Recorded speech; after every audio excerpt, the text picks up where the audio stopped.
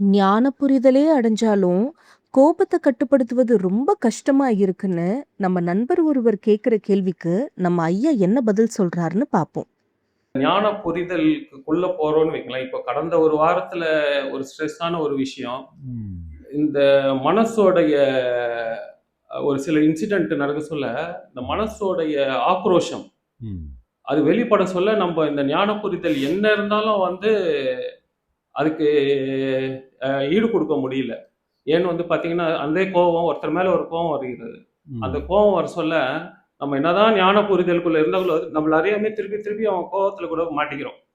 ம். இப்போ அந்த நேரத்துல மனசுக்கு வந்து அதோடைய பதில் ம். குடுத்துட்டாக்கா, அந்த மனசு வந்து அது அமைதி கொஞ்சம் அமைதி ஆயிடுது. இது வந்து என்னுடைய சொந்த அனுபவத்துல ஒரு சின்ன ஒரு இது பண்ணதுல எனக்கு தெரிஞ்சுது. ஸோ நம்ம இத பண்ணிட்டு நம்ம அந்த ஞான புரிதலுக்குள்ள போனாக்கா கரெக்ட்டா வருமா? அதாவது ஞான புரிதல்ங்கிறது அகத்துல எப்படி இருந்தாலும் ஓகேன்னு குடுக்குறது தான் ஞான புரிதல். அப்படின்னு சொன்னா, அந்த மனசு வந்து லிபரேஷனுக்கு போயிருது.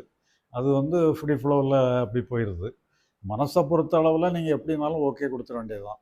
புறத்த பொறுத்த அளவுல நீங்க ஓகே குடுக்கணுங்கிற அவசியம் இல்ல. ஆனா புறத்தால வந்து புறச்செயல்கள் வந்து எப்படியும் உங்கள ரிஃப்ளெக்ஷன் உங்களுக்கு பாதிக்கத்தான் செய்யும். ஒரு நல்ல செயல் நடந்தா அதுவும் ரிஃப்ளெக்ட் பண்ணும்.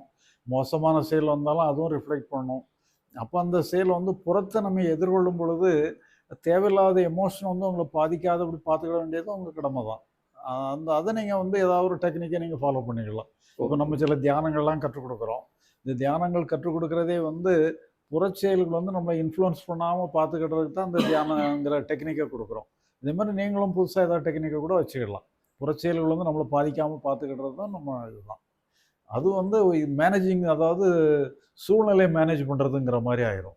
ஓகே. மற்றபடி ஞானம் லிபரேஷன்ங்கிறது முழுக்க முழுக்க பெர்சனல் மேட்டர் அது.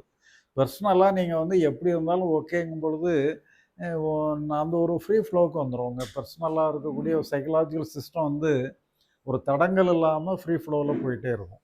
அப்படி தடங்கல் இல்லாம ஃப்ரீ ஃப்ளோல போறது தான் வந்து லிபரேஷன்னு சொல்லி சொல்றோம். அந்த லிபரேஷனுக்கு வந்து நம்ம எதையோ அங்க ஒரு ஸ்டாப் எடுக்கக்கூடாது. இது நல்லா இருக்கு, இது நல்லா இல்லன்னு சொன்னா, நீங்க ஏதோ ஒரு ஸ்டாப்புக்கு வந்துடுறீங்க. இந்த ஸ்டாப் இல்லாதபடி நீங்க நான் ஸ்டாப்பா போகணுங்கிறது தான் அகத்த பொறுத்தளவுல நீங்க அண்டர்ஸ்டாண்ட் பண்ண வேண்டியது. Okay, okay. அந்த இத அப்படி வச்சுக்க வேண்டியது தான். புறத்த பொறுத்தளவுல தேவையில்லாத இன்ஃப்ளூயன்ஸ் நமக்கு ஏற்படாதபடி நீங்க அத மேனேஜ் பண்ணிக்கிறது நல்லது தான். தப்பில்ல. ம். ரொம்ப நன்றி. ஆமா.